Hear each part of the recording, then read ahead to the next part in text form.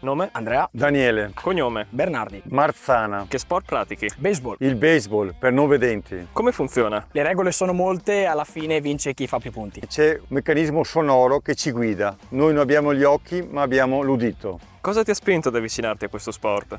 Amici all'età di 6 anni mi hanno consigliato questo sport e me ne sono innamorato. Stare insieme con le persone come me che hanno voglia di sentire il gioco come un'evasione, come una libertà. Cosa significa per te il baseball Sapporo Rovigo? È la mia seconda famiglia, qua ho tutti i miei amici. Uno sport amico che ti dà la possibilità di unire e condividere progetti e stare insieme con persone che hanno la tua stessa disabilità ma allo stesso tempo la vogliono superare. Qual è il tuo ricordo più bello legato al baseball? Penso la finale Under 12, siamo arrivati secondi in Italia. Ho partecipato 3-4 anni fa a livello nazionale, ero in Serie A, mi ha dato la possibilità di conoscere e capire quanta gente vuole applicarsi e vuole stare insieme. Quali sono i valori più importanti che insegna il baseball? Fratellanza, coesione, aiutare il compagno di squadra a tirarsi su e non farsi abbattere dagli errori. L'unione, fare gruppo, fare squadra, giocare perché il tuo amico possa raggiungere